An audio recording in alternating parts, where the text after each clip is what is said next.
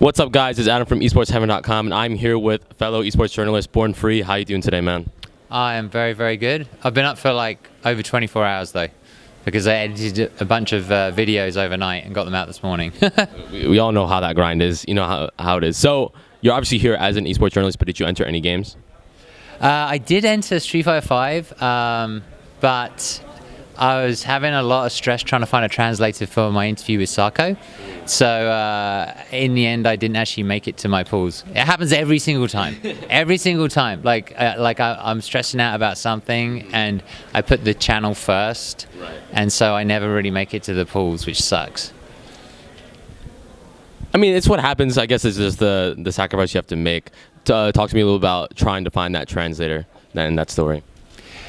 Yeah, so I'm not sure if I can say this, but now that the big boys have come in, like ESPN, etc., etc., etc., some of the translators are, they have, quite rightly, I think they now have like rate cards and things like that because, these big companies, are making money out of them. But I unfortunately can't afford those guys. So neither can I. Exactly. So I was struggling so hard to find a translator in time, and then luckily Sarko's wife Akiki basically in the end just said, "I found one," and I was like, "You are the best. I love you so much." And it was a guy, Kaz, I think, from Hori, USA. So the interview's out now, and I think it's actually one of the coolest interviews I've ever done. I was so nervous because I think Sarko is an absolute god.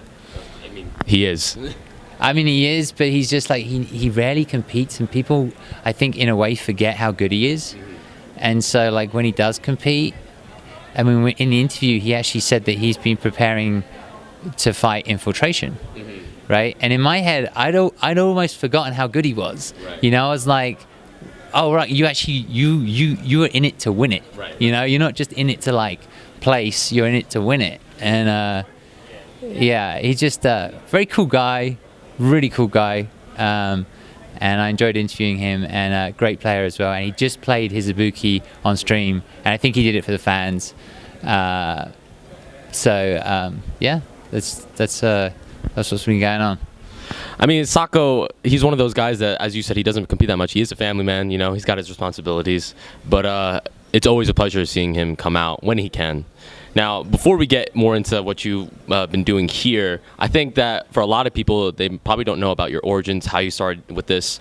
Esports journalism in the fighting game community hasn't always been there. We've had different people come in and out of the scene, like Rachel Quirko or Dustin Steiner, things like that. So where's your origin lie? My origin, that's interesting. Okay, so I didn't know that there was such a thing as the FGC, right? I grew up in the south coast of England. We had arcades. I played Street Fighter. Street Fighter's always been part of my life, but I never knew that there was a community. I never knew that people broke down the game the way that they do until I came to America. I came about 10 years ago, and at some point I started to discover Evo. I actually, this was when you used to be able to, before streaming, you could order like the DVDs. Right. And then I went to my first Evo 2011. I met Gutex. The first person I ever met in the FGC was Gutex, which is the weirdest thing, right? And I just started making videos, but really I think I represent like more of the like casual player. Particularly, when I first started out, I was working a lot. My background is in advertising, and it's hours and hours and hours and hours and hours.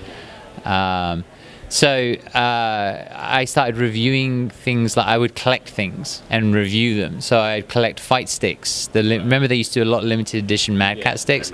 I used to have like a bunch of those, and then I moved into statues, and then I started to realize there are all these people who don't have time to play the game but love the world of Street Fighter and are so nostalgic about it.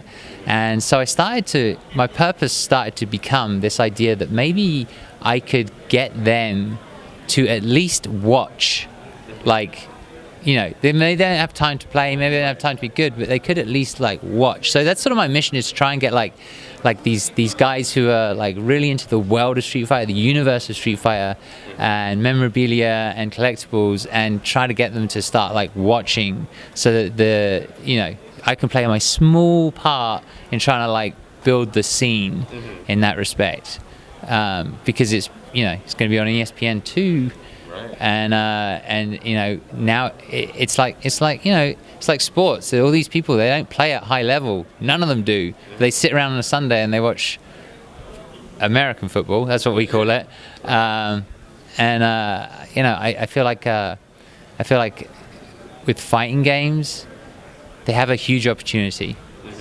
Very, very easy to watch. Exactly. 2 characters, 1 screen, 2 health bars. 2 characters hitting each other at the most basic level, and then you start to understand more and more and more. Right. But yeah, I started out with that stuff, and then I started to just branch out a little bit, and I've been doing.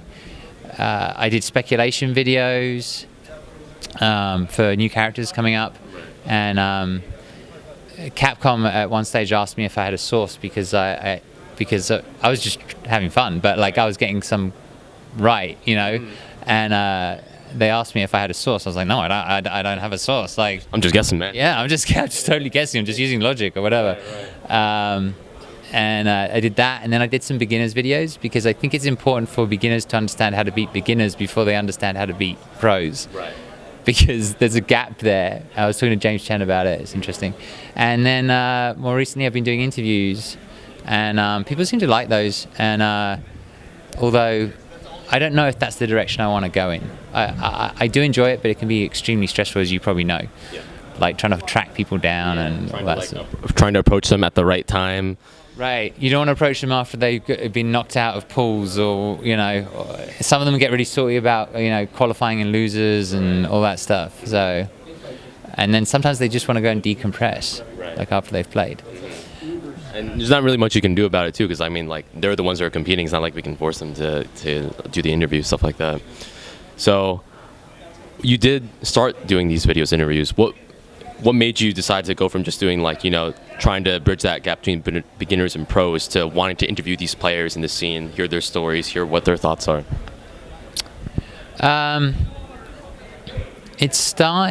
It actually started in 2012. Nobody really knows this because they think I'm newer than that. But there was the Capcom Cup there was a Capcom Cup qualifier in New York, 25th anniversary, and I went there and I interviewed Gutex because I knew him, and I interviewed Dominion as well. And I guess I just at that time it was Street Fighter 4, and there wasn't like ESPN, there wasn't like Yahoo, there wasn't like all that stuff, and so it was just like one of those things where not many people were really doing it, and I try to think of unique questions. I try to plan it out beforehand if I can, and I guess I just got a kick out of it, and especially like when people responded very well to it. I think we all have a little bit of an ego, and I'm not going to lie about that. Like, it is nice when you make something and then other people say, this is cool. And with the interviews, for some reason, they've been working pretty well, but they're stressful as hell.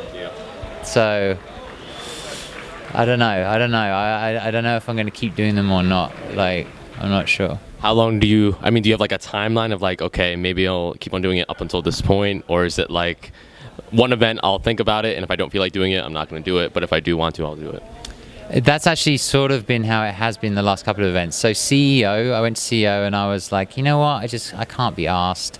There's too many like big, everyone's here, Daily Dot is here. Like, I love all those guys, right? I know them, Daily Dot, Yahoo Sports, and I was like, I can't compete with these guys because they're walking around in teams.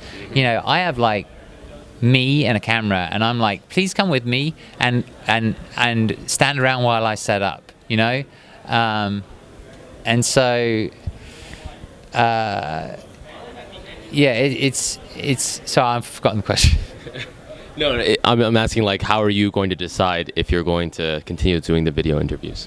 Is it going to be like a timeline that you have, or is it like, as you said, kind of, I feel like it or I don't feel like it at certain events? Yeah. Okay. So, sorry. I've been up for like, I want to say 30 hours now, so I'm like a little bit. Okay. But like I said, as CEO, in the end I was like, you know what? I just cannot be bothered. I'm just going to enjoy myself, forget it, whatever.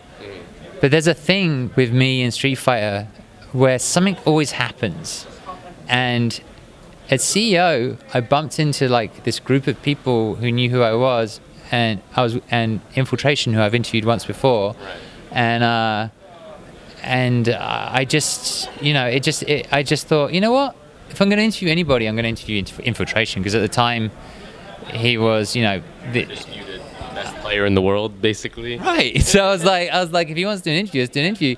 And they were like, the people that were with him were like, we love the interviews you do, and like, so we'll do an interview with you. And he actually gave me information, such as he's really, really serious about moving to America, right? Right, I heard about that. And that was an exclusive that I got, and I was really surprised that I got it, and I was really surprised that he gave it to me. I guess like there's this sort of, sometimes I'm just like, I'm not gonna do anything, and then suddenly something pops up, Right. and you just can't help but just jump on it, So I always bring my camera with me and whatever. Right, all your equipment, stuff like that. And sometimes I'm very purposeful about it, and I wander around like you guys are doing, being very purposeful about it.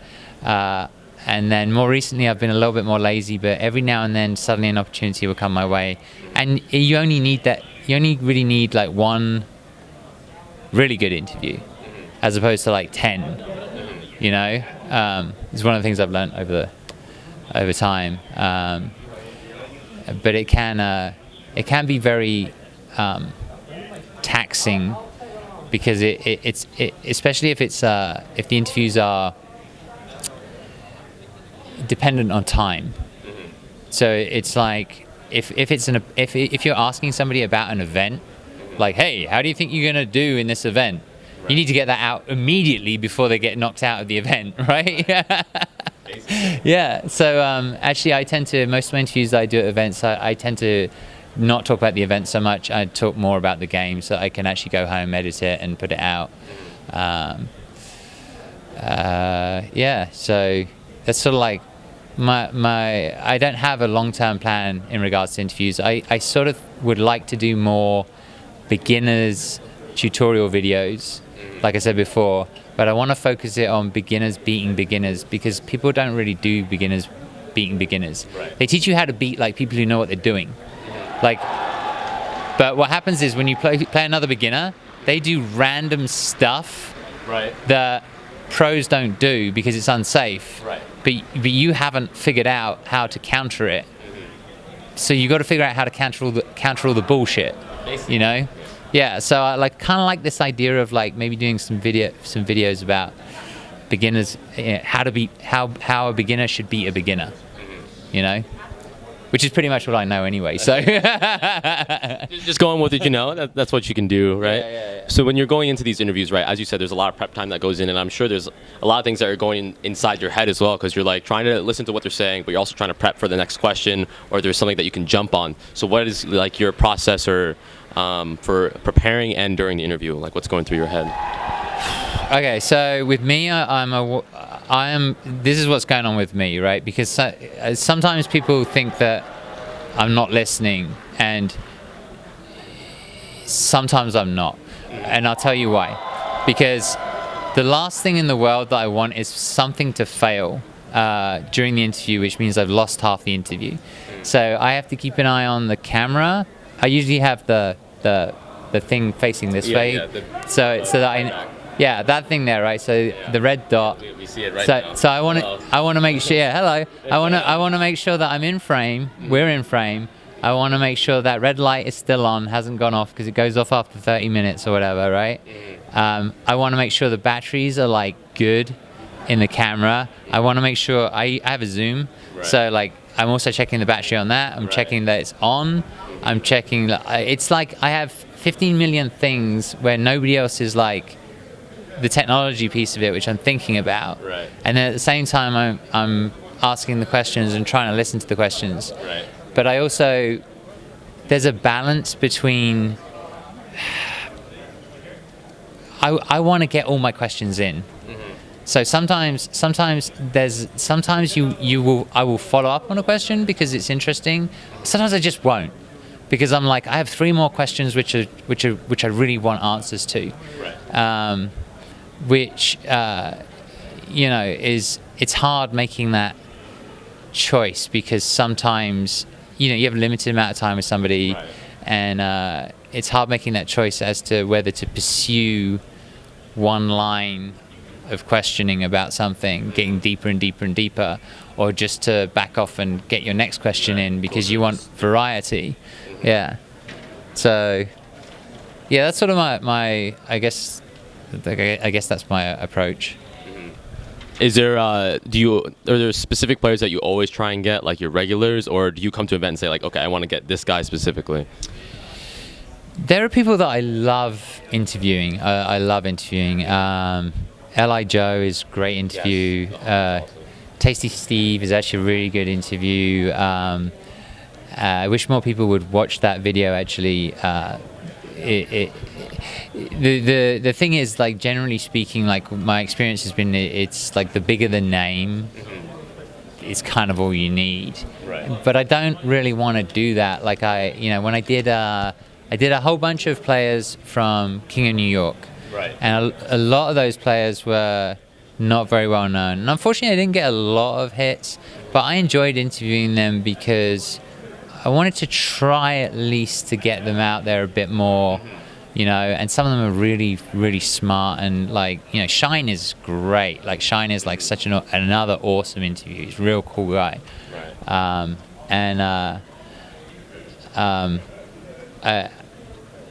I guess, I don't want to just go for the big names all the time. I do want to interview other people, but it's taxing. Like, doing all the work yourself, all the editing and stuff, it is taxing. So you do have to be a little bit smart about who you interview. So it sucks. I'd much rather be interviewing like up and coming players more, but it's so time consuming. And then eventually, not many people will watch it, which sucks. But yeah, that's kind of how it goes. Nobody's gonna watch this one. I don't know, man. Maybe you advertise on your channel. Like, you got a lot of fans out there. Maybe they want to know about the man behind all the interviews on your channel. Yeah, but I mean, honestly, I've not been to sleep for 30 hours. I feel like I'm just talking crap, but hopefully some of it makes sense. For a man that's been up for over 30 hours, I think that you're doing a very good job. Thank you. Thank you very much. All right, so you do all these things. Is this kind of like your full-time gig? I know you mentioned that you're in advertising, so do you have like kind of a day job, 40 hours a week thing, and then you kind of do this on the side? How does that work? Okay, all right. So probably going to give away way too much about my life right now, because that's just kind of the way I am. So I was doing extremely well. I have a very solid background in advertising, like extremely well, like running accounts and big accounts. But it wasn't fulfilling for me. And the only thing that's ever been fulfilling for me, for some unknown reason, is Street Fighter. And I don't know why. Right? Sometimes I say to myself, like, you don't pick your passions pick you. But it's just been with me my whole life. And when I got here and found like the fighting game community and all that sort of stuff, I got really more and more interested and more addicted. And it just sounds bonkers. To a lot of people, that just sounds bonkers. But I guess so what I did was I quit my job. I'd saved some money. And I've been doing like the YouTube thing, and I've been doing a couple other things which I've been interested in. But I'm also not very consistent. I'm like, I'm more like an ideas guy than an actual doer. Like, so it's worked out. I think it's worked out pretty well. But what I would like to do for the future is find a job which combines my background in advertising marketing and this kind of time I spent as a sort of a niche influencer in the FGC, and perhaps maybe I can get a job in marketing for one of the big boys on the West Coast, like PlayStation or whatever. I don't know. Like this is just stuff that I think is possible. I think it is possible. There's another part of me that wants to be a community manager, the community manager for Capcom, because wouldn't it be nice if somebody was like actually talking to us? Although Haunts is kind of getting there, I think, a little bit. But yeah, like there's a method to my madness. Like I think I've walked away from something which is lucrative but also didn't make me feel very good. And I'm doing something now which makes me feel very good and a lot of fun, but I'm not making any money. So now I have to find like that combination, yeah. So you did say sometimes your passions pick you, and that you're very passionate about Street Fighter. But Capcom and Street Fighter 5, there's been a lot of controversy. Whether it be there's no story mode, or there's 8 frames of input lag, or I want this character, or why wasn't this character delivered on time? As someone that's so passionate about that, and as someone that you seem to have things in mind for what Capcom should do, how do you feel about the way they've treated everything, and what do you think should be done or improved on? I think it's been disastrous. So I think for hardcore FGC competitive players, it's fine. But I think Capcom's marketing was a year ahead of the game. So I think basically I was going to do a video on it. I don't know if anybody would be interested, but I'm always tempted to do a video on like, here is how I think things should be approached, and this is why I think it's important to treat they call them the casual players. I actually just call them like video gamers, people who buy like the newest video game every month or whatever. I buy games like MKX to play story mode, and then I sell it because I'm not gonna like compete in MKX, like because I can't like. You're a beginner, remember? Yeah, and it has a block button, so I can't. No disrespect. I'm just kidding. No disrespect. I do respect people who play MKX. I really do, especially Sonic Fox. Oh yeah, that guy's great. I interviewed him. He's so smart. Yeah, that was good. You did that with like 2 other people, I remember too, right? That was the luckiest. That was again me falling into like this lucky kind of moment in time. Right. Yeah. So. Capcom's approach to the game. Yeah, I think the story mode was. So what I heard was with story mode was that they didn't understand that people actually wanted something like cinematic. So I remember them saying like I remember them saying at one point like it's been delayed because we didn't realize that people wanted something so special, right?